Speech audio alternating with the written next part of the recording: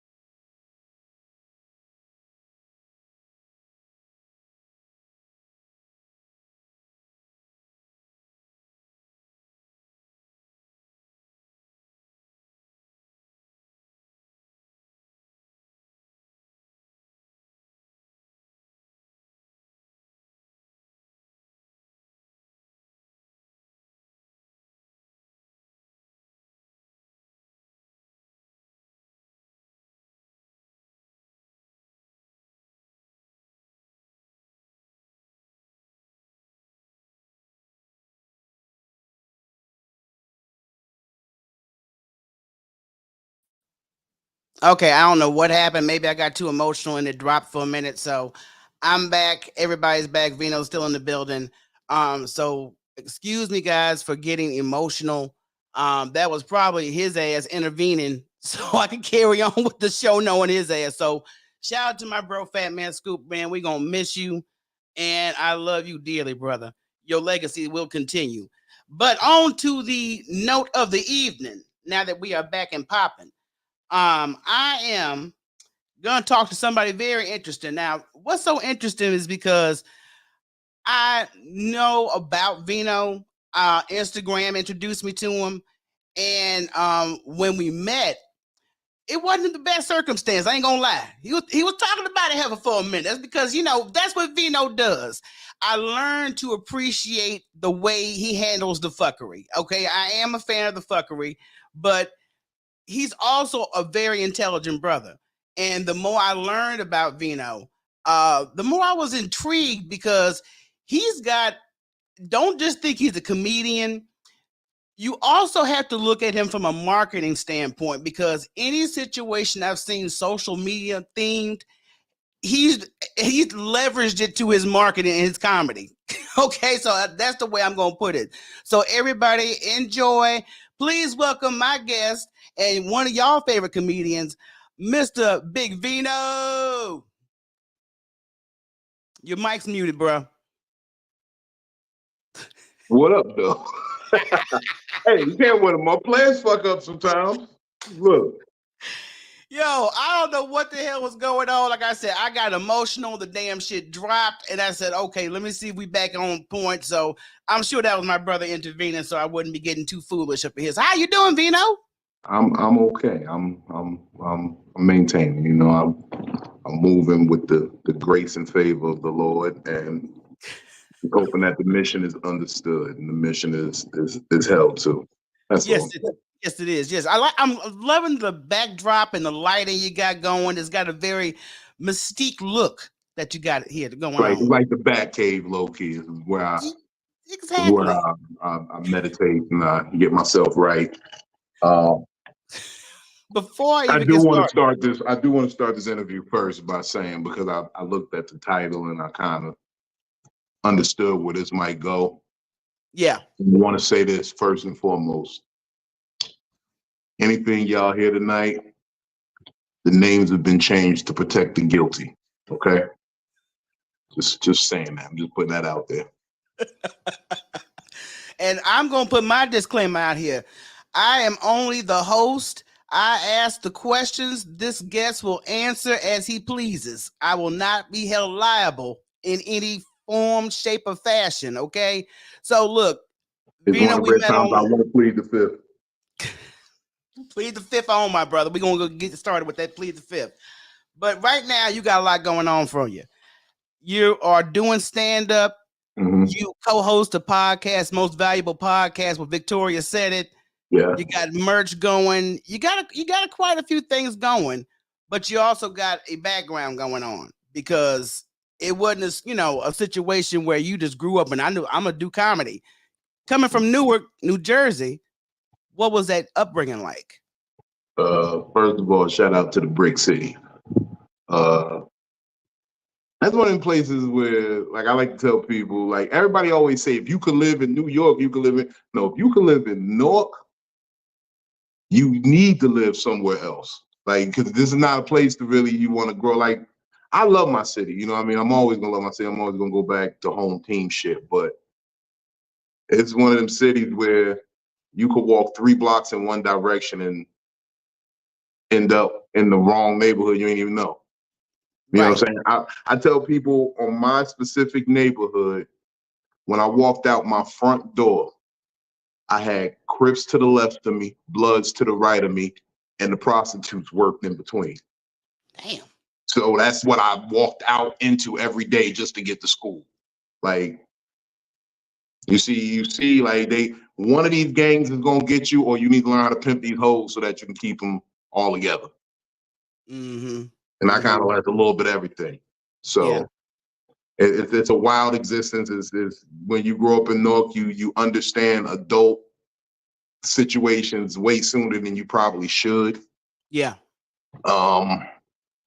It's wild. It's a wild existence. It really is. I mean, but now that you're growing up, you're trying to get to school. You got to go in this atmosphere to school. Was that part of the lure that got you involved with, doing some street shit? No.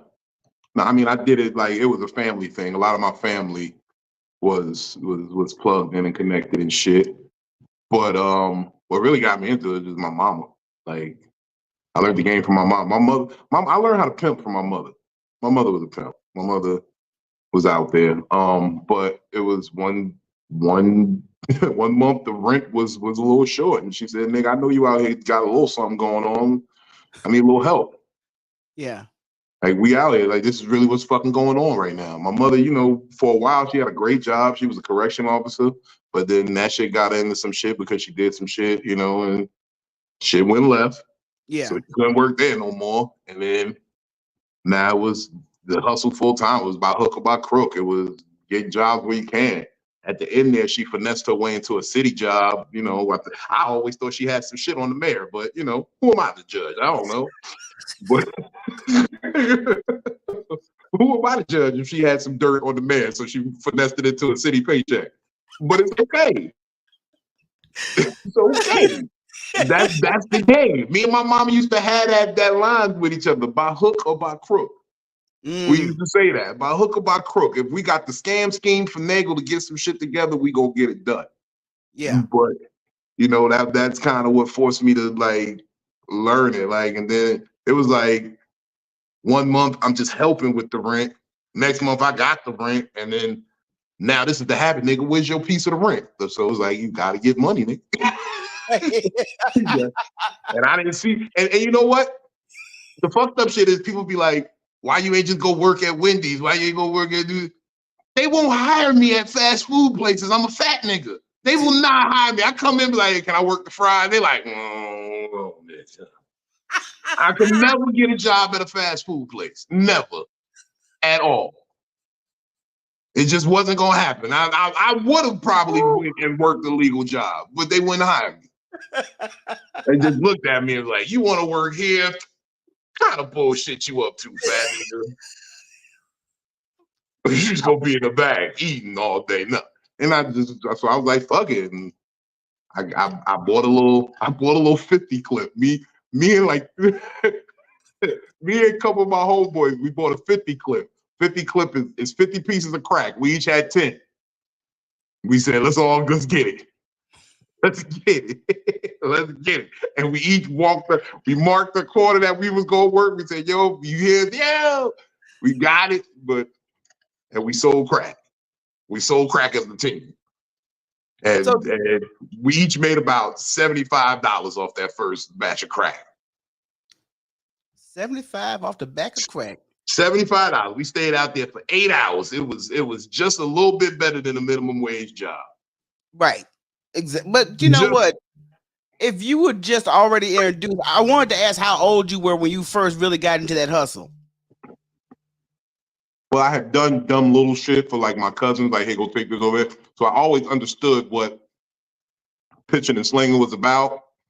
But when I actually took off on my own, about 15, 16.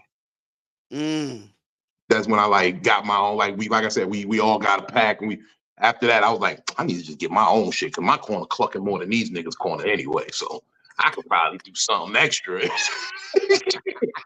You know what I'm saying? And then I started learning how to work the phone too. Like I got onto the phone game way before everybody else. Be like, yo, call me, beat me if you want me to come, and I'll come to you. Right. You know, I don't need to be standing out here all day. If I'm moving, like I figured it in because I'm good with numbers and mathematics. I figured if I'm moving, the time that I'm sitting there waiting for somebody to come, if I'm in transit to the sale, that's the same amount of time wasted. I'm just in transit and I know at least I'm going somewhere and I'm not stuck somewhere where they can just get me. Right. You know what I'm saying? I mean, but you do have to have that kind of knowledge if you're gonna move like that, man. I mean, you got to when it's cool to move and how much to have on you. I mean, about how long did you have to go ahead and just keep on grinding that way? I evolved real fast because I was like one of the first niggas in high school with a cell phone. I was the first nigga with the Motorola flip. I wasn't the first one with a phone, but I was the first one at Weekway High School with a flip phone. With the Motorola flip, we like, yeah, call me after 7. I got free nights and weekends at 7. Yeah, I know them other niggas at 9. I got it at 7. That's how I was moving. That's how I was moving. So, I mean, from 15, 16 years old, you're doing the street hustle.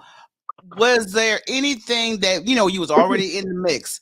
Was there anything that basically, you saw that you probably wanted to elevate a little bit more in the streets?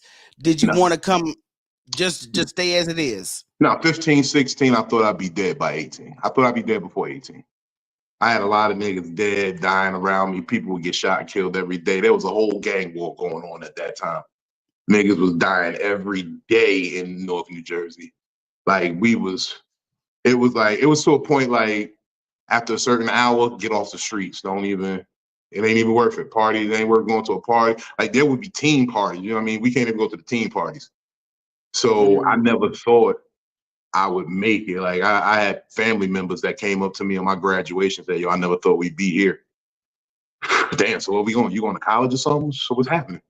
Right. Like we never planned for everybody knew I was smart. Everybody knew I had great potential, but I was running around.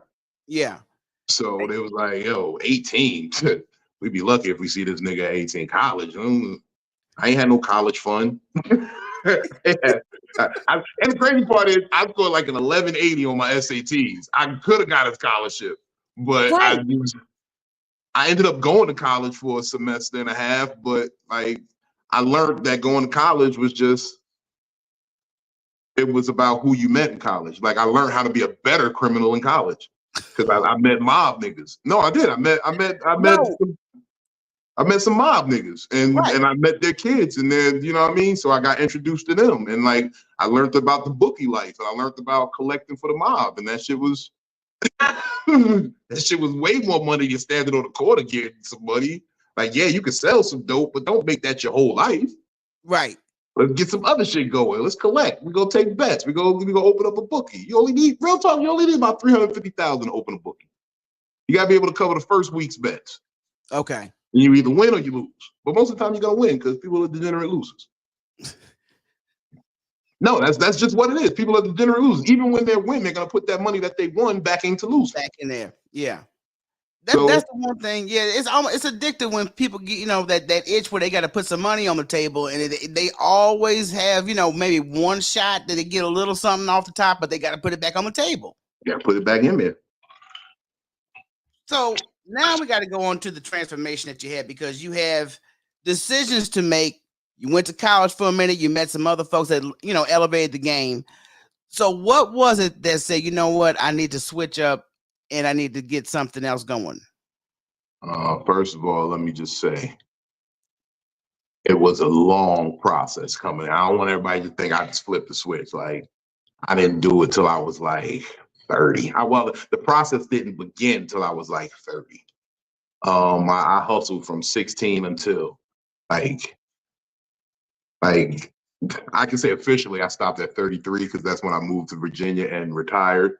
But that's when, and then 2 years I dicked around, like just didn't know what to do with my time and efforts, and then found comedy at 35. So there's a big gap of just fuck off shit. And it was a lot of shit that happened in there. Like part of the transformation began when my girlfriend got murdered. So I was like, oh shit, she was pregnant. You know what I mean? So that hit me real hard. You know what I'm saying? So Yeah. that fucked up my head, and I started.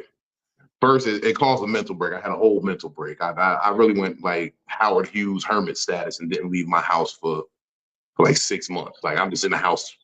I'm getting everything all. I'm moving reckless because I'm making drug deals out of my house. I'm I'm going wild. I'm in there like just out of pocket. Right. So that happened, and then when I finally got back out there, because I came back out because somebody questioned if I was still me and if I was still that. And it was a stupid reason for coming out, but my ego drew me out. And then I was back out there again for a minute. And then I turned it up like, fucking, I ain't got shit to lose. Then it took my baby, took my lady, you know what I mean? I fuck this shit. And I was out there. And then I stepped it up even more and I like upgraded. So I went from a trap house in the hood to a motherfucking penthouse apartment downtown. And I'm like, okay, now I'm good. I got cars in different bitches' houses, and I'm just moving wild reckless. Like the whole city know my name. They know, Yeah. oh, he out tonight, he chilling, he crew. But then I like started realizing like I'm sitting in this penthouse and I'm like, I don't really got nobody I could like kick it with like that. Like I got niggas that I fuck with, niggas I say what's up to, they cool. But like my real friends, few and far between. Like I'm scrolling through a phone of numbers of niggas who are dead, literally dead, in jail for years, for decades. They're not coming home for a long time.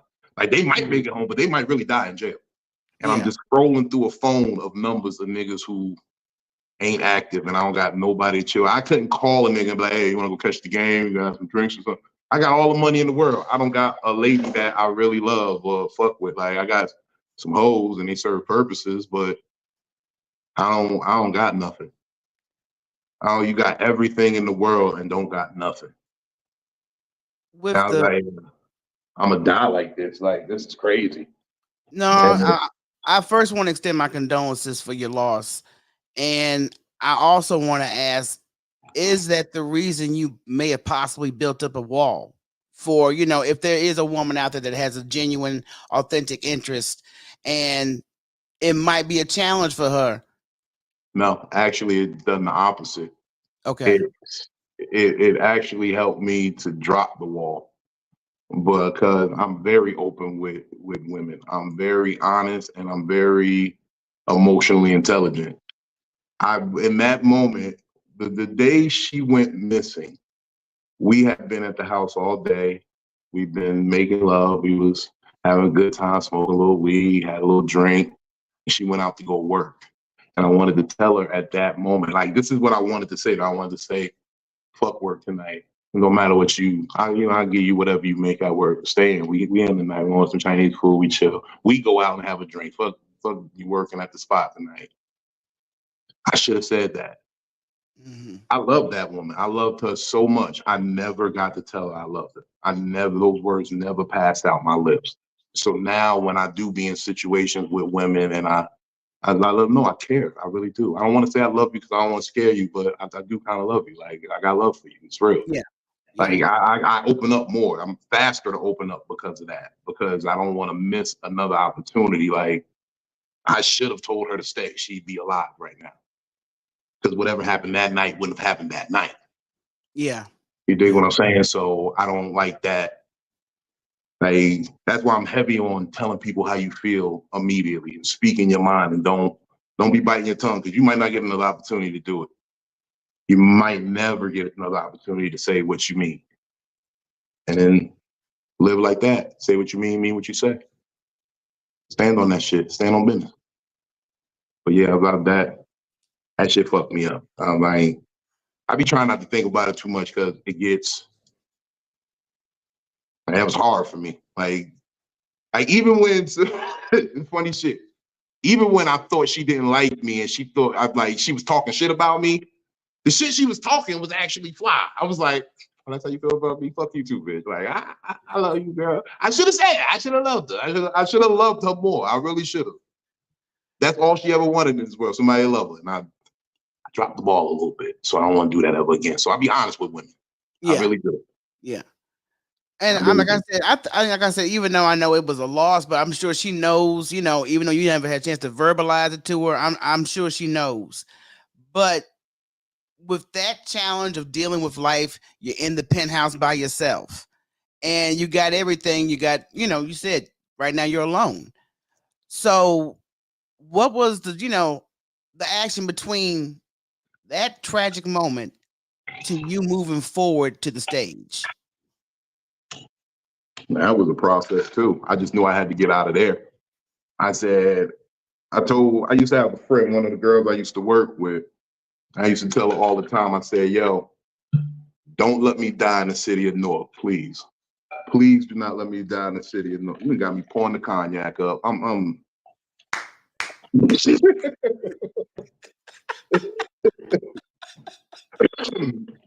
But I said, don't let me die in the city of Newark.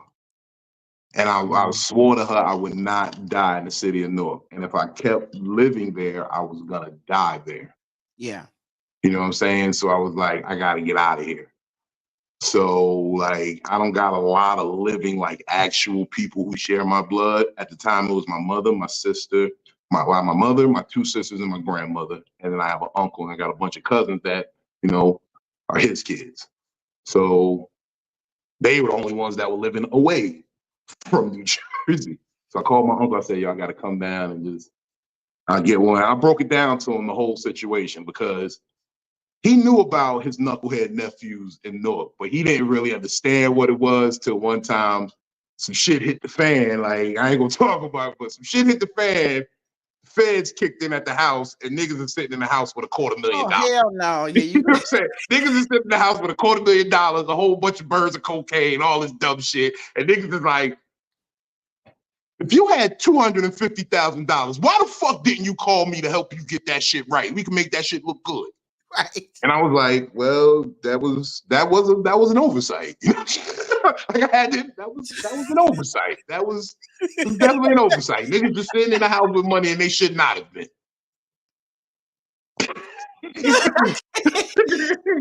So I called Unc and I explained to him my situation, told him what I had, told him what I was trying to do, told him like, look, the shit is clean. It's clean. I just can't, I can't spend it. It's clean money. I just can't spend it. I need to figure out my life. I'm going, if you don't want to bury, like I told him straight, I said, you'll bury your nephew in the next 7 years if you don't help me, please. And I had to break down as a man. It was the first time I really, like, as I was doing that shit, broke down and said to him, man, like, please, like, help me to get it straight. Like I need your help as well because my mindset is fucked up. Like, I've grown up here. Like, you got your kids the fuck up out of here. Me and my sisters, we had to stay here. Right. We were here. We like everything that is Newark and grimy and brick city is what we've been through. So I told him that shit and he was like, all right, I'm coming. Yeah. He was like, release yourself of all your loose ties and anything that's dirty and just bring your ass. And that's what I did. I signed over 3 cars to like 3 different bitches. like the cars were in their name. I just put the down payment on and I was paying the monthly, but the car was in their name. So I said, yo, look, this is your car now. It's not gonna be me stopping by, coming to get it. Just pay the bill, finish it off. You only got like maybe 10 more payments on it and it's yours. Yeah. So finish it off and do your thing. I taught you how to get money, bitch. Go ahead. And I that's how it was. That was the conversation. Like, and these women still have these cars to this day. This is 10 years later now. You're still driving around in a 2003 Sonata, bitch. What are you doing? You know what, man? I'm gonna back up a little bit because you mentioned you used to manage these women. Yes. Well, I like to say facilitate. I used to facilitate services. Okay. Now, my curiosity is, okay, I know you was around it when you was trying to go to school. So how did you decide, hey, let me go ahead and get some livestock? Well, the crazy part about it is, and y'all probably hear this and think it's rhetoric, but we all get chose. You get chosen for this game. You don't choose to do this game. You get chosen for the game. You know what I mean? It's like, so back in my hood where I'm from, I was known for the hands. I could throw them. I could rumble with the best of them.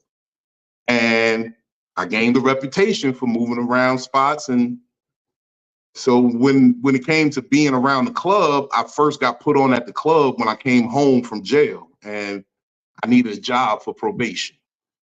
Like, probation officer was being a real hard case and she was like, yo, where you working? You need to have a job. You need that. And like I said, I couldn't just never walk into Wendy's and be like, yo, let me get one of them aprons. Yeah. So it's after I came home, I did a couple months and I come home and all my niggas take me to the local spot and we in the spot partying and we, yo, V home, da da da da da, nigga, more shots, bitches come over here, dance, shaking it. And we in there just partying and like some little niggas was about to fight and start some shit. And I'm like, hey, yo, not tonight. I'm home.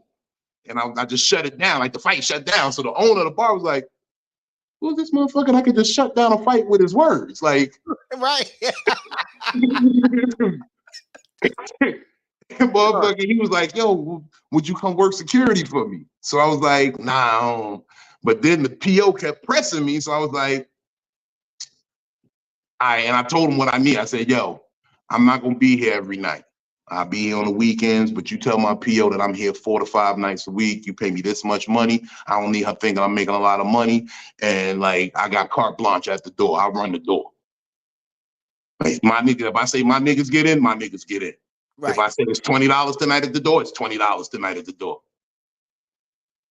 So he's like, all right, I got you, bet. You're gonna get it cool.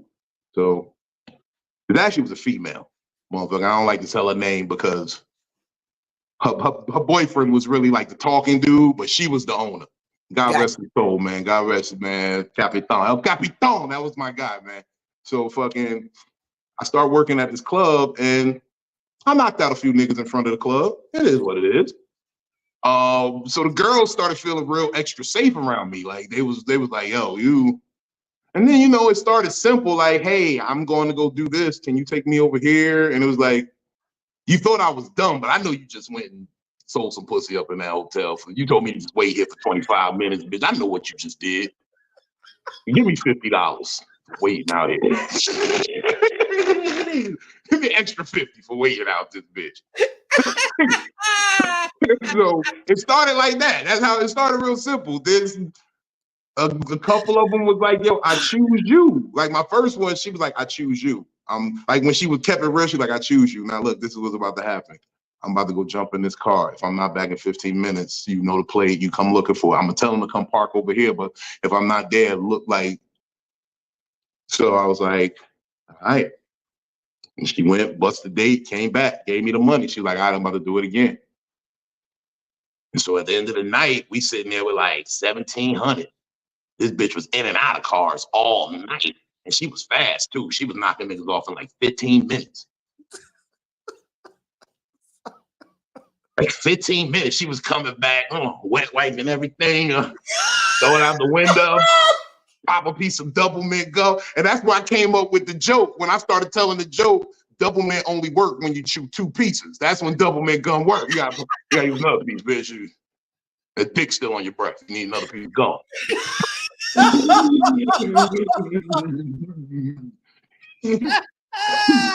So she would come in, bloop, bloop, bloop, wipe down, boom, boom, throw a little bit of Victoria's Secret spray on, and she back out there on the track. I'm like, okay.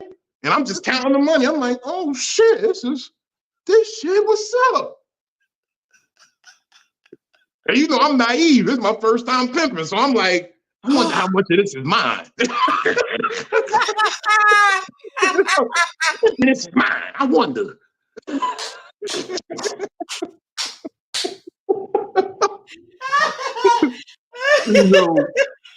I was just moving. I didn't care. I was young. I'm like, I'm getting money. She's sucking all this dick and she's giving me the money. Yeah. Oh my God. Yo. So I was good. Yo, just the way you reiterate the stories that you went through, man, it's just the spin you put on it. I know it's real, but at the same time, dude, why am I laughing at this? Because you got a way of putting it on that story. No, because it's because you know it's true. Like, and the funny part is because I'm like really living this, and like this is all new to me. Like, I didn't go in there like I never like in what I did. I never put my hands on any females. I wasn't one of them smacking bitches with my money, bitch. If you don't want to fuck with me no more, go ahead, peace. It's so much easier to release them. It's so easy to release. That's why I feel bad when I lost my girl, because it's like I was playing the tough role and I wasn't being concerned. Yeah. I wasn't like, yo, where is she? Yo, something's wrong. I was playing the fly pimp shit. Like, I ain't sweating no bitch. I'm not going to get crazy about all this. I'm not da da da da da. And I was just like, I should have been concerned. Something really was wrong. Right. She didn't come back. She told me she was gonna come back. She had never done that before. Mm-hmm. But I be thinking like, hey, you know, I'm used to women leaving. It is what it is. You know what I'm saying? you out, mama. I get it. You got places to be. I don't hold nobody. I really like. I got a rule, and I say this to all the women. The moment I feel like I'm bothering you, I won't. Mm. If I feel like you got an attitude when I call it, what's up? I'm gonna be like, all right, no, you sound busy. I'll talk to you later, and then I won't call back. That's why I'll let it go. I think I was a former man in my former life. I'm not going to even lie, because I had the same damn attitude. I'm like, if I hear if you're not even chipper, I'm like, why am I calling you? Why is you not happy to hear from me? I'm happy to hear you call me. Like, what's up? Yeah, hey, what's going on? Even if I was just mad and cursing somebody out in traffic, what's up, baby? No, I was just saying cussing out this fuck ass nigga. You know, he's bullshit ass nigga. He about to get fucked up. He don't even know who he fucking with. But how you doing, baby? What you doing? What color paint are you wearing right now? Hey, I'm cool like that. So in this fresh spot, man, you done dealt with a lot of stuff. Now you've moved. You're in a new location. Everything is sold. You starting from scratch. Not from scratch. I mean, I had a good head start. I had a little bit of game to me. You know what I'm saying? And I had some investments that paid off. Like I got in and I got immediately to, you know, entrepreneurship down here in Virginia. It doesn't take much to start a business, you know what I mean? And that's very explainable income, you know what I'm saying? So We start a couple businesses, get a food truck, get a couple vending machines, simple shit where you could just like vending machines. People don't even understand how profitable vending machines are. You get the right Yeah. contract. Yes. Like even when I'm not in town, I can hire someone to go fill the vending machine. That they go to Costco, get this candy, and go fill the vending machine for me. It's running low. The dude called, said it's no more Reese's in there, and those be the best sellers. We'll put 2 rows of Reese's now. And that's a good business. That's actually a business I'm thinking about investing in for my son. Don't take much. Take about $3,000 if you get the right situation. Right. Yeah. You could be eating money you don't even got to be there to get, and it'll get you $500 a month with nothing to do. All you got to do after you go buy candy from Costco's, you there. You ain't even got to pay for the power. The place you plugging it up at pay for the power.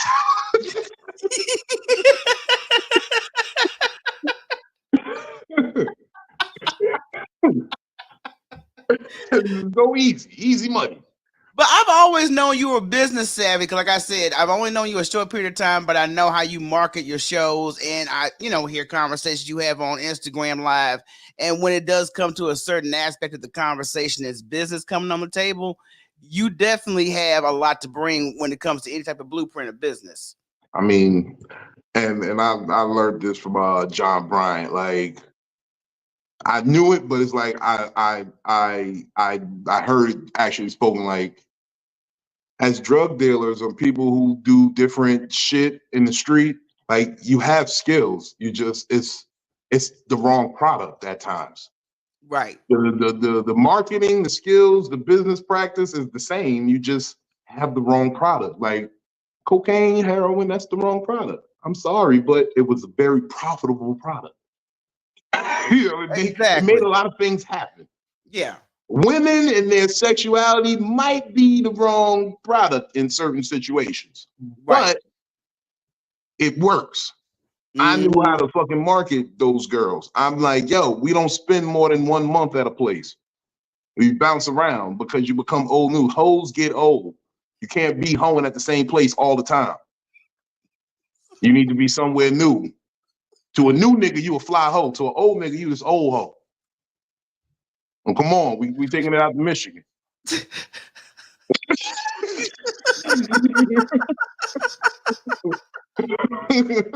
That's how we move. Well, come on, we taking it out to Michigan for a little while. It's recycled goods. I got you, brother. I got you. Yeah, I get it. I understand the game. So you got vending machine businesses, other type of income coming. I got to hear how you even got interested in stand-up. That was like my second year down here. I had actually took this job as like a janitor type dude at this one building because I wanted benefits. I still had the other businesses; those were starting up, and they were good, but they weren't really killing it. But I wasn't worried about money. I was like, I need to have benefits. I'm living. I'm not. You know what I'm saying? I'm not. Like I don't got cocaine money. Like if you get shot, and I could just go pay a hospital bill no more. You know what I mean? I'm supposed to be living like a normal being, like a working citizen. So I need insurance. So I got this job I'm working.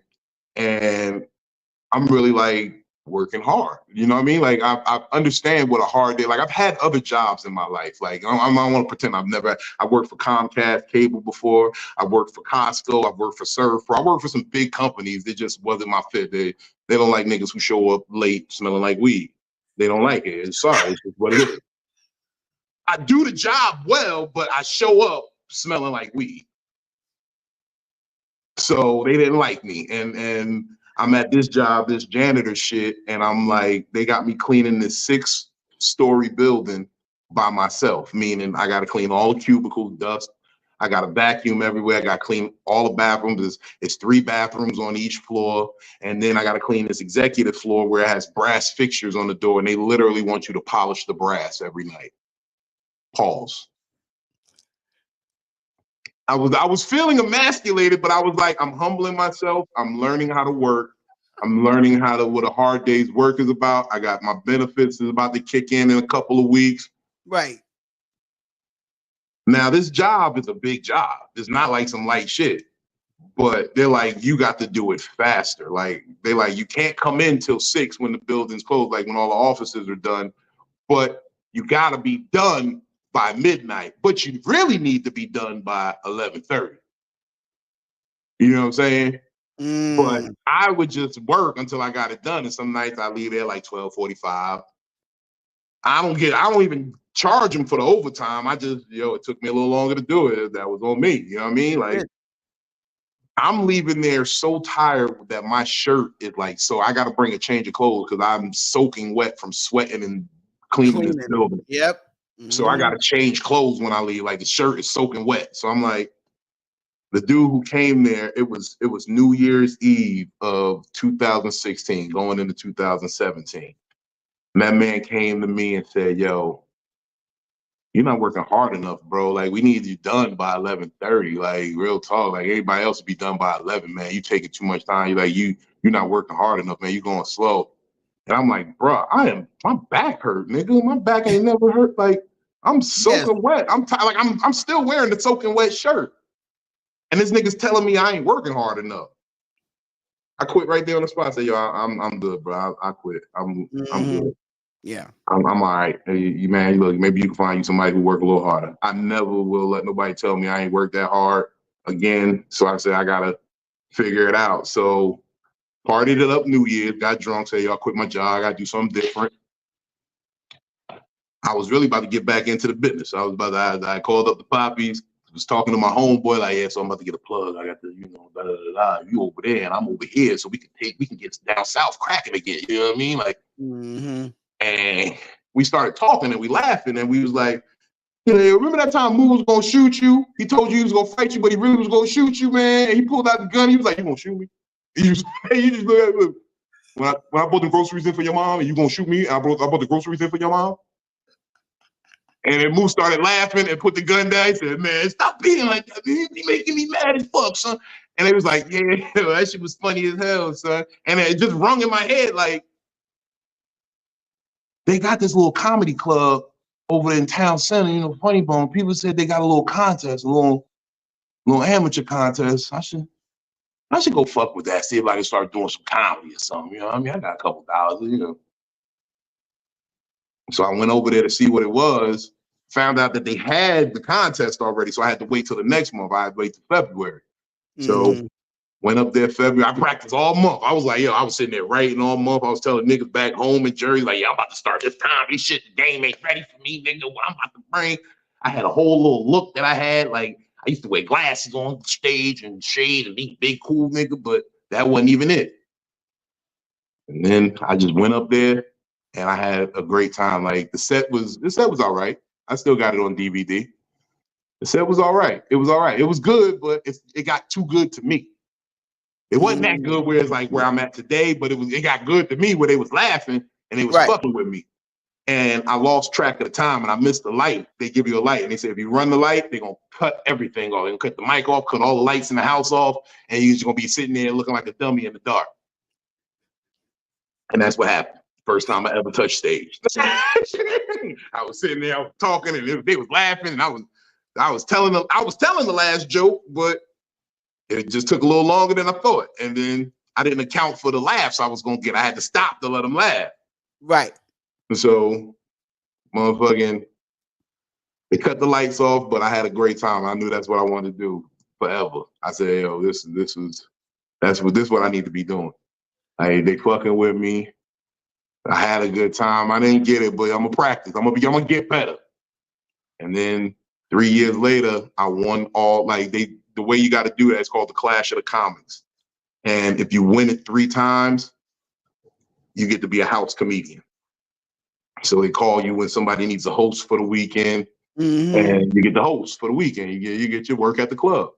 So I won that. It took me 3 years to win 3 of them, and there was a lot of politics in between.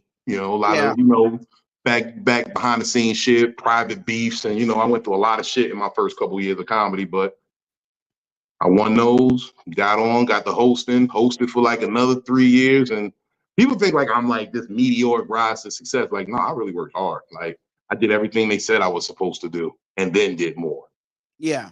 and then did the extra shit. Now, how many years you knocking on being a comedian? This February coming will be 8 years, so 7 and roughly a half. Now, I know most of you comedians give each other a rough time, especially when you're dealing with veterans and, you only been in this game for so many years and so on, such a, and I honestly, I did not know you had only been in the game. I was estimating at least 12 max. No, well, you see, what I learned is that a lot of comedians, they got life shit going on. And this is not a knock at any of them because this is real. I understand it. You got life shit going on. It's real life shit. So niggas will be working for 3 years straight, stop for a year, working for another 2, stop for 6 months. And so that slows you down. Yeah. Me, I've consistently done comedy every day since the day I started doing it. There's not a day I don't do comedy. By the middle of my first year, I had understood the process of writing. So I was writing for 2 hours every day in my first year. My first year of comedy, I did 365 performances at open mics. I went to open mics 7 times a week in 5 days because nobody was doing open mics on Saturday, Sunday. So you had to get all your reps in Monday through Friday. So I was there, but I had the luxury of having dope money to finance me going to an open mic every day of the week. I'm not worried about getting home early. I can sit there and absorb the comedic life. Yeah. So I have that advantage.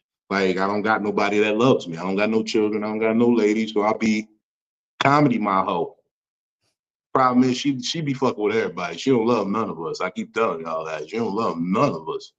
But the comedy game, like I said, besides you found footing in the comedy game, at the same time, is it therapeutic for you to do comedy? At times, because what happens is I smoke a lot of weed, right? So I smoke a lot of weed. Matter of fact, I ain't hit my J in a minute. You got me over here talking drunk. Let me get myself together real quick. Go right ahead, sir. Go right ahead. No, so what it is I smoke a lot of weed. And I came up with a phrase a long time ago. I said, I be getting high to balance out the lows. Like, as a former drug dealer, I dibbled and dabbled in music too, obviously. I dibbled and dabbled in rap. So I got a lot of rapper friends and niggas who I fuck with who we be in a studio, we be doing tracks. So I came up with a phrase, I be getting high to balance out the lows. And I noticed that comedy gives me that high. When I'm on stage and I know they really not ready for what's about to happen next. Yeah. Like I told somebody recently, I said, yo, I don't care who's before me. Because if you're doing good before me, I'm like, if they love him, they're gonna love what I'm about to say. And if you're doing bad, I'm like, good thing they got me coming up next. Because I know what I'm about to fuck them up with. I got some shit in the cut that I know is gonna make them laugh. Right. So I be ready for it. And it's like when you know that they're about to laugh, and maybe that's the old player in me when you know you got them in the palm of your hand. Like, I got this one joke where it kind of captivates the crowd. They're like hanging and they're waiting for me. They're not laughing and hysterical. They're literally on there just like, so what? and when the room erupts into laughter, I pee a little bit every time, just a little bit. That's why I bring extra draws to the show. I pee just a little bit because the laughter sometimes it shocks you and it's like it vibrates a little bit of pee out of you. Yo, where's Sexy Spirit at? Because you sure just sound like a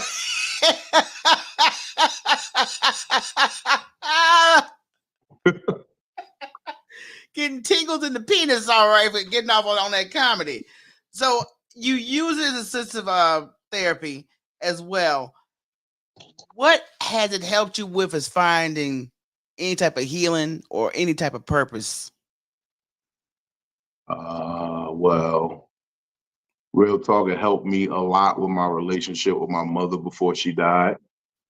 Um, it it really gave me the understanding that, you know, tragedy plus time equals, like, you can find a little bit of funny in the shit. And real talk, it wasn't that bad. You know what I mean? Like, all the shit that she did to me, everything that was wrong about what she, you know, in my upbringing, and kind of things that she was kind of doing out there, it made her, like, I said this at the funeral. I said, yo, she raised a son that could live in the world without her. Because a lot of these niggas can't live without their mama. You know what I'm saying? A lot of these niggas would fall the fuck apart. I seen it. I seen a lot of times niggas crying and so. I stood at my mother's grave like a G. Matter of fact, I danced on my mother's grave. I danced over her dead body. Because I promised, no, one time we got into an argument, right? And I promised, I said, bitch, I can't wait to dance on your grave. You'll never meet my grandchildren. You'll never see no grandchildren. I told her that. I said, it was an argument. You know, you say fucked up shit when you're arguing. She would say a lot of fucked up shit to me too. But this is what I said, and I own this. This is my account. I said, bitch, I can't wait to dance on your grave. You'll never see no grandchildren from me. And she never saw no grandchildren from me. Mm-hmm. And I hit a Millie Rock over her grave. And me and my sister stood there and laughed because she was like, yeah, you told her you was going to do that. And I was like, she knew she raised the son of her word, a man of his word. And that's the kind of relationship we had. But it's like, you raised the son who's a man of his word, who's motherfucking, who can live in a world without you, who knows how to stand tall and keep a strong stoic face and, you know, cry in private like a real nigga. Crying private like a real nigga. But I'm glad you do have a because most men, emotional behind closed doors or out in public, they don't even like to tap into their emotions. So I do appreciate that, you know, hey, I'm gonna get this out of my system. But I do my you gotta get it out. You gotta get it out. Do my shit privately. Do privately, cry. Be around people you really trust when you cry. I got caught out there recently crying in front of a hoe. I shouldn't have been crying. I should have I should have held my shit. I should have stayed tough. I was dying. In my defense, I was dying. I literally, like, the definition of dying, that was me for those 10 days. Okay. So I trusted in the Lord, and, you know, it wasn't the Lord. It was some other shit. Took off his wig. It was Beelzebub. I said, oh my God. What the fuck? But they got me. They caught me lacking. We got some y'all hear some wild audio of me out there, but just know that I was talking to the ancestors. I took the purple heart root, but it didn't heal me. I was fucked up. I was on the ancestral plane talking to some people. I want to go there, but you know what? Since I've been following you on social media, your ass stay in the IG headlines. I ain't gonna lie. I'm just like, look, you know what it is? I realized what it is. What it is that I really don't care. So I'm authentically be like, as long as it ain't on some indictment papers, I don't care. I don't care what you say. Like, that's why I be telling, when these niggas be getting mad at me and they be threatening me, I always tell them, yo, I've been threatened by more dangerous men than you. I really have been. Like, men who I believe when they say, yo, when I see you, like, so when you say when you got your fedora all crumped up and you in there with no socks on, sliding your feet and shit, talk about some, nigga, you got 3 choices when I see you. You got 3 choices. You give me a call, you win or you lose. Well, look, I like to win or lose, nigga. It don't matter. It ain't about winning or losing for me. It's about the fight. It's about the fight for me. That's what I like. I like the action. When niggas challenge me to fights and boxing matches and shit, nigga, I don't care about winning. You trying to box, nigga. I'm trying to beat your body. These niggas got me fucked up out here sometimes. That's what I be saying to myself. This is what I say to myself. But I be trying to remember that, look, I'm a tax-paying citizen now. So I can't be doing all of that. I'm trying my best here because I'm a tax-paying citizen. I'm in rehab. I'm in petty rehab. So let me go on to the next section here. So Well, they call me Petty Ruxpin, so you got the wrong. This is the wrong situation right now. I can't with you. I said a long time ago. I said all my enemies are homeless. You have you been peeping that? Yes. All my enemies are homeless. All You my know what? enemies are homeless. Every single one of them are homeless. I would pump the brakes, but see, this is the funny shit when you get into your petty.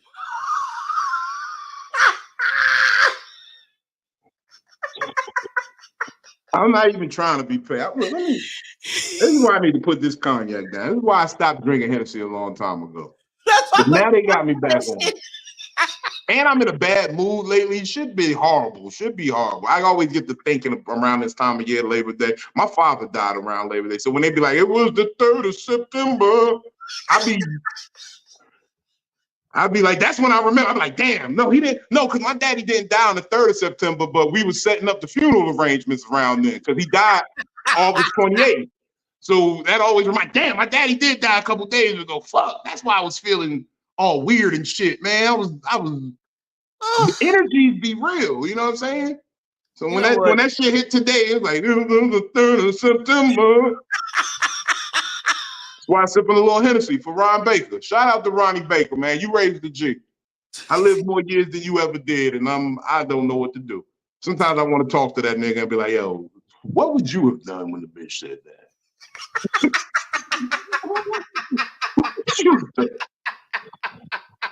What would you have done when the bitch said that? I don't know what it is. I didn't know what to say. I just looked at it. How does your damn street smarts help you in the comedy game? Because you know most people don't know you gotta have a little street sense in every industry that you in. So how does it help you navigate comedy? Well, it lets me know which comedians do cocaine. I know I have it when I see it. I know it. And I'm cool to keep that secret. I'm cool to keep your secrets. I'm gonna just put that out there first and foremost. I'm not gonna be out here telling people you off the book of sugar. You know what I mean? I'm gonna mind my business. Oh God. It's just when you do pervy shit and when you touch kids or do young bitches and shit, I don't be off that. That's what I don't be off of. Okay? So like if she say no, that means no, my nigga. That's all I have to say. But it lets me know like when niggas got dirt on them. Like my street shit, my best sense in the street was knowing niggas like, so right back in the day, like when I was like gang banging and shit and doing all that dumb shit, some niggas in the gang would call me the evils. Because I used to tell them I could look into niggas' eyes and see the evils in their heart, devil, the devil. So I would. That's what I would tell the homies. I'd be like, yo, nah, he dirty, bro. We could get him. He dirty. And motherfucking, that was my talent. Like that was my trait. I see the angles. I see it before it happens. Yep. So like when I look at a lot of niggas, and that's been happening a lot in comedy, I can look at them and tell what they into. I can know that something is off. Like that's how I was with the raccoon. I looked at him, I'm like,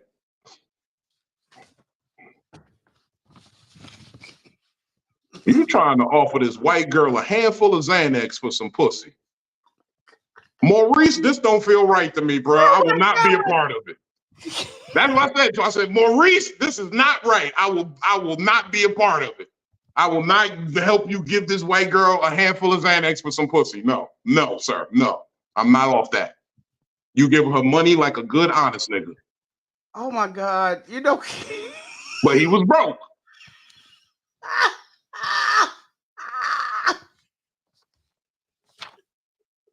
But he was broke. Oh my God. My crystals ain't kicking in. I was trying to keep this shit away. Hold on. The power of Vino compels you. So no, because this is real shit. This is what be happening with some of these niggas. These niggas be out here doing the wildest shit, and then they look at me like, you was supposed to have my back there, play. I'm like, well, Hello. I can't get with that shit. No, nigga, that's like that. I'm not saying it's date rape to offer women drugs for sex, but it's date rape adjacent. That's what I'm saying. It's date rape adjacent to offer them drugs for sex. That's just one of my views. I'm sorry. No, sir. No, you go right ahead. This is a place. This is a safe place. Pace That's because what I'm saying. That's what I'm saying. you can speak your piece and I'm gonna be Even laughing my ass even off. when I had girls that would have had sex with me for a couple of ecstasy pills, I still gave them a couple of dollars just to make them feel good to leave. Hey, you want to try to get your hair done? You want to go to Rainbow or something? Here, take this $40. Well, while we in Pettyville, is it me or is it more comedians have beefs than rappers? Well, it's because them comedian beefs ain't real. They know they gonna always fall back on the yo. We gotta get this money, yo. We gotta we gotta fall back, yo. It's about the funny, yo. It's about the funny. A couple of niggas is gangster. They really get it shaken, but most of these niggas is playing. And because everybody's scared to lose the pop culture dollar, they just fall in line. You know what I mean? And that's why I always be thinking I'm about to quit. I be quitting comedy every other week because I'm not sure if I got what it takes to be like. Because I really got a hand problem. Like back in the day, I used to just beat niggas. I'm a quick nigga to smack you. Even a couple of my friends, I punched a couple of my friends like on some like, hey yo, stop, nigga, what the fuck? Like, and they know I got hands, like just because that's how I move. But it's like I was thinking about quitting the other day because I'm like, yo, I don't got what it takes to be like fake for niggas. I don't got what it be. I don't got what it takes to be that nigga who will sit there and know that a nigga is a fuck nigga, but just because his shit is good on stage, I still gotta fuck with him. I don't know if that's in me. Yeah, You know what I mean? I feel you because if I'm like this, like if you're not gonna be authentic with me, please don't think I don't see past the bullshit. And some people still try to, put the blindfold over you and try to, yuck their way in. I'm like, nah, dude, I'm still keeping my eye on your ass because there's something about you. Yeah, it's fucking, it's wild. Like I was telling someone, I was like, yo, I'm at a point where like I've never, like everybody talks about accountability, right? Right. And I don't feel like I get enough respect on the level of accountability that I have to have just as a black man in America. As a black man in America, like I have an ex-girlfriend. She broke up with me because she said I'm always right and there's something wrong about that. Those were her exact words. She's like, yeah, you're just always right and there's something wrong about that. You just gotta be right. And I said, you know what, bitch, you're right. I'm a black man in America. If I get it wrong one time, that could be my life. That could definitely be my freedom. I could end up swinging from a tree. Nigga, I can't afford to be wrong.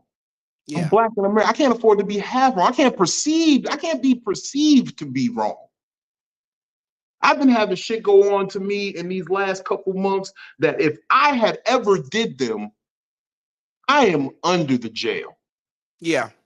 I'm in jail. Y'all definitely cancel me. Mm-hmm. But that's my reality as a black man. Yeah. I understood that as a child. Like, and that's one of the things I always thank my mother to understand me about because it's like, as a black man, and this is for black people, not even just a man, but mostly for black men, Yeah. understand this. And I will tell them this, and they're going to think this is a culture shock. Trigger warning for all you soft niggas. Trigger warning. As a black man, you're going to feel handcuffs on your wrist one day. You may have done nothing wrong. You may be absolutely right in the situation. The police may be violating you at every turn, but you're going to feel those cuffs on your wrist. You need to stay cool, my nigga. Stay cool and pray that you don't get this man amped up to a point where he wants to hurt you while he has you restrained. Okay? Know that if you really didn't do nothing, at least in court, you will have an opportunity to prove your innocence. But right now, Stay cool, my nigga. I know the cuffs hurt. I know you didn't do nothing. I know you want to explain. It's nothing to explain right now. You're being wrong. Yes, you are being wrong. Stay cool, my nigga. Now think like having to think like that every day. Every day. Exactly. Every single day. Stay cool, my nigga. Don't let them perceive you as a threat, my nigga. Don't lose your life because you got to speak on something, my nigga. And think about that. Like that's the real thoughts of what a black man thinks. Yeah. Well, this Just trying black to stay man cool. anyway. Just trying to stay alive. Yeah. And So when you I see me understand talking it. shit, I mean, because me raising a son, I gotta tell him the same thing. Watch your temper. Watch your temper, because I'm telling you right now, that temper is going in. Nobody's gonna understand your temper. nobody. They're gonna see a big black nigga acting a fool. And, That's and, what and, they're gonna and say. That's what that's they're it. gonna say. Big black nigga acting a fool. He reached for my gun. He did this. He did that. Stay cool, my nigga. Mhm. And that's why I always move like that. Stay cool, my nigga. Yeah. Stay cool. Stay cool. Just don't let them see you sweat. Don't let them see you act up. Hmm. I know I applaud you, Vino, for making moves. I mean, not only just in life in general, but the way you are navigating your comedy career, and the way you are also bringing all the elements you've been exposed to, you bring to the stage. Oh yeah, I mean, if you're not living it on stage, it ain't worth it. Like I'm working on some new shit. I'm working it out. I got to see what it means legally because I say some very prominent people's names in this shit. So they might want to sue me after I say this. So I gotta be careful. But I'm working on it to make it a special because everybody keeps saying, "Where's the special V? What are you gonna do? You gonna put something out?" And I'm thinking maybe I'll do it. Yeah. Yeah. So we're looking into some of that shit. I be trying not. I want people to come to the show and see me for a bit first, get to love me, get to know me. I only got 5,000 Instagram followers. I need more. Let me. They don't even believe me. Like I come to clubs and I crush it, and they be like, "Yo, you are awesome. We could book you for a weekend." And then they see the numbers of Instagram followers I have, and they be like, "Ah, well, we can't do you. We That's a can't book big. you like that." People don't understand. People fuck with you when you have numbers. Yeah, That's part of the booking process. I mean, even on my end, even though I don't do stand up, but when I'm asking somebody to come on my platform, well, what kind of numbers you got? exactly. That's the Me, first they thing get they me look at. now. I don't care how many numbers you got. I'm here to talk to the people. They got to know the Big Vino story. Yes, and I My one appreciate you, Big regret is that my grandmother never get to see me do it this big. Like she got me to see me when I started and when I was like, all right, I'm done with the cocaine, Mama. That's what I used to call her, Mama. Because I couldn't say grandma as a kid. I have a speech impediment. I have a very heavy tongue. So I used to say Mama instead of grandma. So I was like, Mama, I'm giving up the cocaine. That's what I be saying to these hoe ass niggas. Like these hoe ass niggas who be fake balling and fake pimping and fake thugging. I'll be like, yo, you not a gangster or a thug or a goon or a pimp until your mama and your grandmama know what you do. My grandmama and mama died knowing exactly who their baby was. My mama used to help me get these hoes in line. Okay? First of all of my hoes knew Miss Charlotte. Miss Charlotte, how you doing today? They knew Miss Charlotte. I Okay? just want to. Why'd you just give me a flash of Django? Bye, Miss Laura. Yeah. Miss Charlotte, they knew Miss Charlotte. If they seen Miss Charlotte needed something from the store, trust them hoes will go to ShopRite and grab something for Miss Charlotte. She like boar's head turkey, oven roasted, and some Swiss cheese. Shantae knew my grandmother order. Shantae knew my grandmother order. Oh, Vito.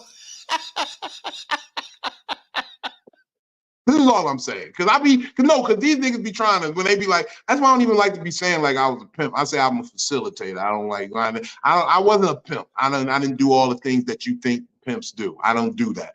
I really just kept women safe. My whole mindset was they are out here in this life. This game does not give a fuck about them. At least they got somebody who ain't off no fuck shit that's got their back a little bit. You know what I mean? Because I wasn't down with everything that they did. I mean, I was down with a lot of fuck shit. Like, it was times I was in a hotel parking lot and the bitches come running out the motherfucking hotel room butt ass naked with the nigga wallet and watch and jump in the back seat. Go drive, nigga, drive. I'm like, oh shit, this bitch got everything. All right, we out. And I started thinking, like, at first, because I'm like, damn, you left all your clothes. But then I started thinking, I'm like, this bitch spent $15 at Rainbow. She probably just got this nigga for like $500. Yeah, that was a good trade-off. That was like a $15 outfit at Rainbow. Yeah, good job, bitch. Good job. Good job. You ain't even got to do that much tonight. You up 500 already. With this upcoming comedy special, I mean, because I know you do a lot of moves. You work with your sister when it comes to your comedy career. You got merch already out there. Mm-hmm. What can the people anticipate when you drop your special?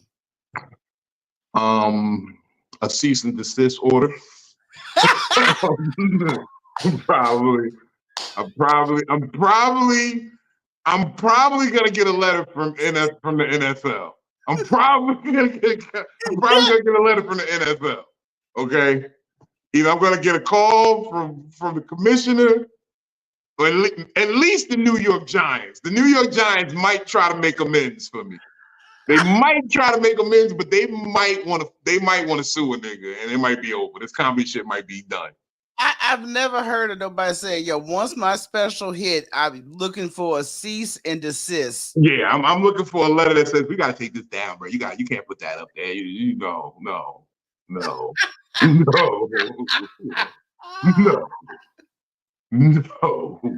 Oh Lord, but beside the comedy special, man, I got all Vino's information right there. You guys make sure y'all follow him on Instagram. He does go live. He does Fat Nigga Friday. I don't go live no more. I'm done with live on Instagram. I don't know. This shit is too hectic, man. It's too much on my stress levels. I don't like where it's taking me. I was trying to talk to a young lady. She said, ain't you the nigga from Instagram who be? I was like, oh, baby, no, look, hold on, let me explain. And then she didn't want to fuck with me no more. So I'm devastated. I don't do live no more. It's over. It's over. Live is done. It's just done, okay? You might catch me peeking. Fat Nigga Friday, I love doing it, but it's gonna take a landslide movement to bring it back because I keep getting banned. So it's like I can't even do it. They banned me during a Fat Nigga Friday the last time. Yo, they banned me right in the middle of a Fat Nigga Friday. I didn't even say nothing crazy. There's just somebody just was hating and hit the button and then that's why you may have to bring it over to YouTube or another platform because, like I said, they're getting too strict over there. And like I said, I think that's probably why I got shut because they shut me down on Instagram while we were doing this. And I'm like, I didn't even say nothing. Right now, they shut us down. Oh, but when it went out the first time and we had to come back, and I was trying to go back on IG, it was like, oh no, you talking about this actual interview right now? Got shut down on IG. Right now. That's wow. They really don't like me. I'm a dangerous boy. This is what I be saying. This is why you got to buy a ticket to come see Big Vino in person because it's obviously something they don't want you to know. It's something that they do not want you to know. They don't want you to know the real of what's going on out here in these streets. And they hate the fact they don't know how they can buy me yet. And I keep telling them, slide me a piece of paper, let me write a number, and I will shut up. I'll shut up. I'll say what you need me to say if you just slide that little piece of paper and write a number. Let me write a number on it. I say everything you want to say. Oh my God, yo! But Vino, when he was going live, it was classic.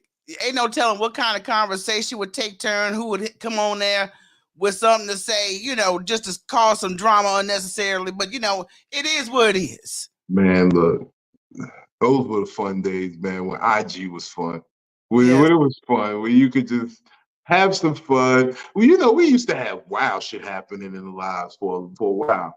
Back when I started that Ratchet Roundtable shit, and we had chicks coming on smoking with their coochie and all that shit. They was literally showing their coochie, smoking cigarettes and shit with that and blunts. And then we have people, they was doing cocaine on the shit. I'm like, yo, y'all is wild. Do some more. It was crazy. It was fun though. It was really a fun time. But that's why it's too dangerous for IG. I really do need to. I might need to come to YouTube and do these things a little more because. Yeah. And then, like I said, it's with everybody, everybody has their preference on who they want to socialize with. They got me blocked naked. You ain't got to worry about that on YouTube. You can just either come here. Everybody can see. Everybody get a chance to play. You don't like playing next to me, just go to the side of the room. I'm good. Get on your side of the business, and I'm over here chilling. Exactly. But Vino, I do appreciate you coming on, bro. I really do, because I have heard stories. I've had questions my damn self about your lifestyle and the way you move in the comedy. But I will say this. My lifestyle? Whoa. What's that supposed to mean? Your lifestyle as a comedian, brother. Oh, okay. No, you got to clear these things up immediately. Diddy made it crazy out here. That nigga wilding. They just told me that Biggie Smalls, the chick in the Big Papa video, was a man. I said, what? Not just, I love it when you call me Big Papa. No. So you got to clear these misunderstandings up very quickly. Okay. Very quickly. It's a clean slate. That's what I meant in the comedy game. And also make sure you guys tune into his podcast, Most Valuable Podcast. Matter of fact, Most Valuable Podcast. Shout out Victoria said it, my lovely co-host. I actually got a new episode that's about to drop real soon. And then y'all like this one. This one's gonna be pretty fun. We also did a tribute to Scoop. So, well, it wasn't a tribute, but we acknowledged it. We didn't do it all the beautiful things you did. The only reason I did all that is because I had a friendship with the man. I've been knowing him for years. We didn't end on the best of terms, but I love him to death. Hey, look, Scoop almost had a situation over one of your former situations. Me and Scoop, this nigga that came in, I done had to show Fat Man Scoop my chart. Okay, I had to prove I didn't have herpes to Fat Man Scoop. That's crazy. That's crazy. You know what? Hold on. Let me just say this real quick. Because I was in high school. I was in 1998. I was a sophomore in high school. It was heading into my junior year. BET's Comic View was on the screen. And the comedian Steve Brown was there. He was on stage. He was killing them. I would turn on Hot 97, living in the Northeast Corridor, and Fat Man Scoop was on the radio, Crooklyn Clan.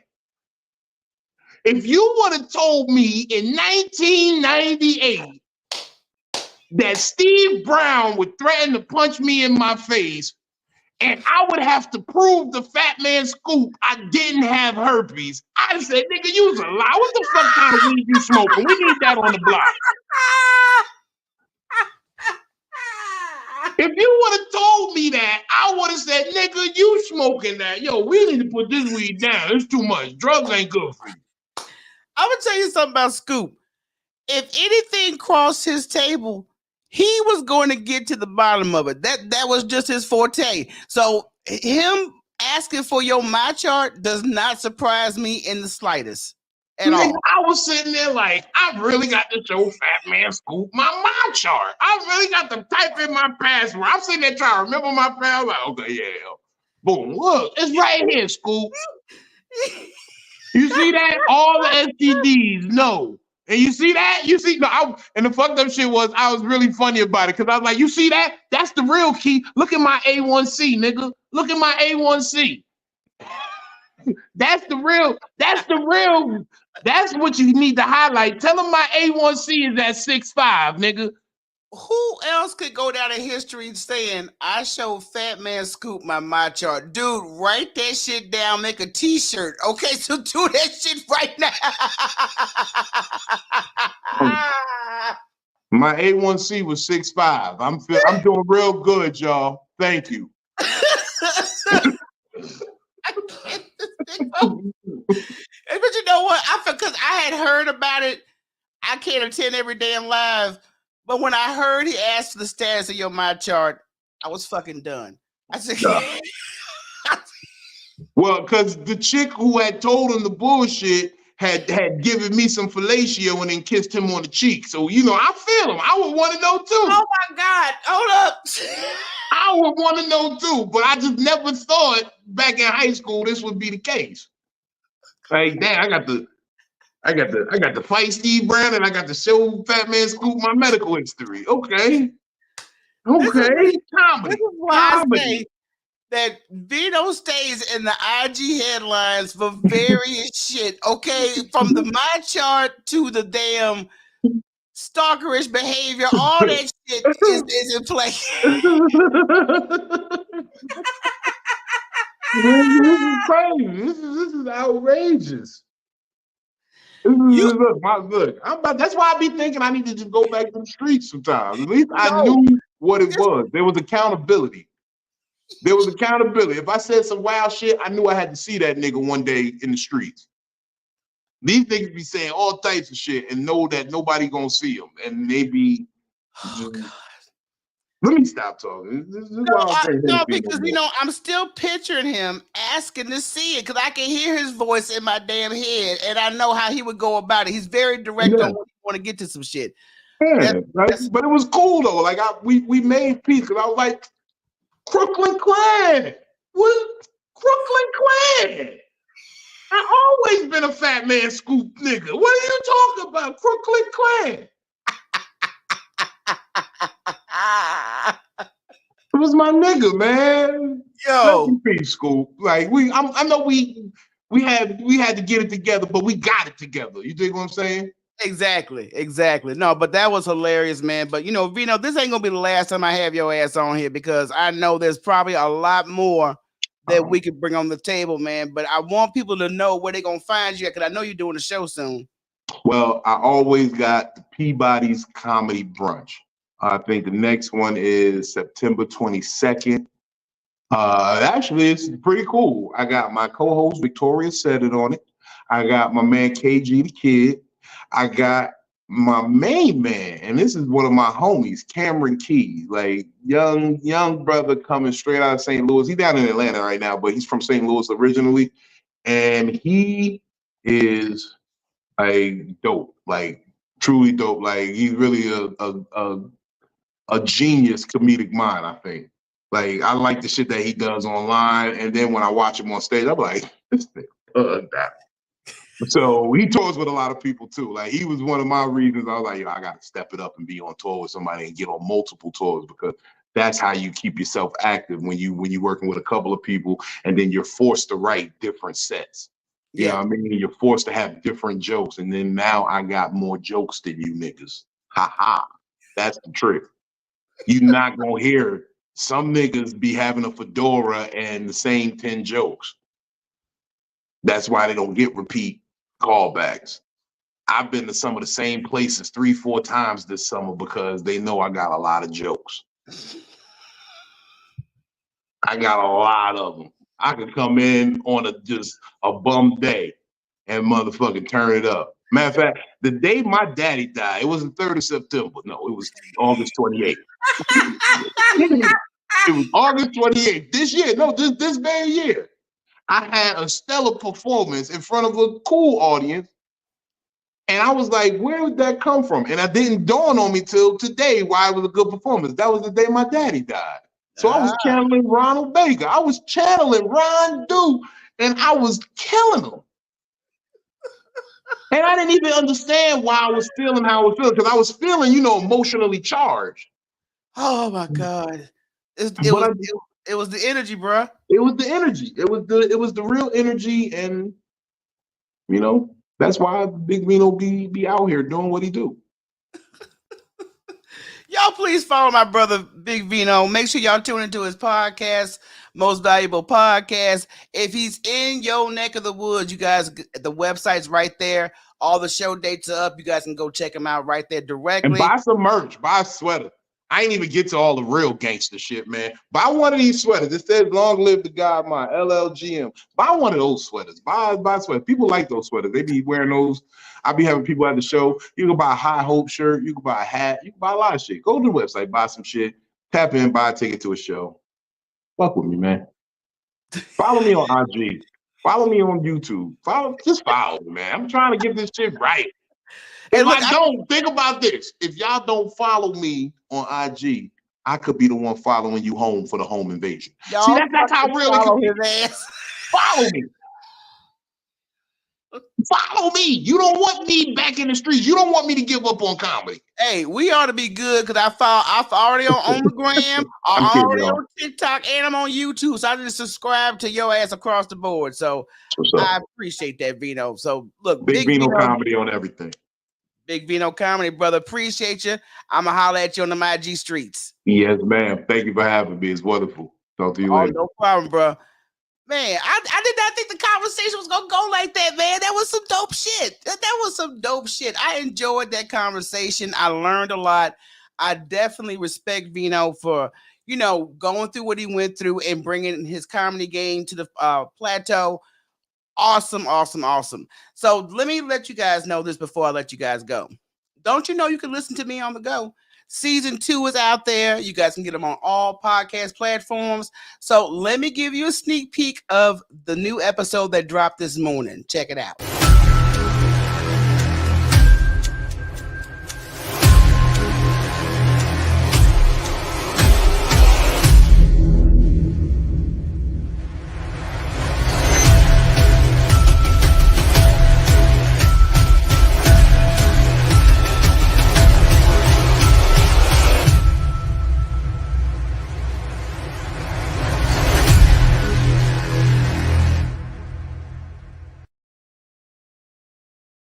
That's right. Go subscribe. I have got my first episode, my hoochie, former co-host of the Gospel Heifers, where we're going to break down our sisterhood. We are talking about what happened to the Gospel Heifers since everybody was making assumptions. Y'all listen to that episode on the go. Y'all will get all them details answered. Plus, you guys, everything I do on my YouTube channel, I also converted so you can listen to on the go. So this interview, along with many others, are coming in season 2. Make sure you guys hit that like and subscribe button. And y'all can support a sister. This is an independent operation. Visit me at buymeacoffee.com/Talk to Me Michele. Subscribe to the podcast and share with somebody. All right, everybody. I appreciate everybody tuning in. Thanks to everybody in the comments. And thanks again to my awesome, amazing guest. My head is hurting from laughing at his ass so long, but it is what it is, everybody. So y'all have a blessed week. I will see y'all next time. Peace.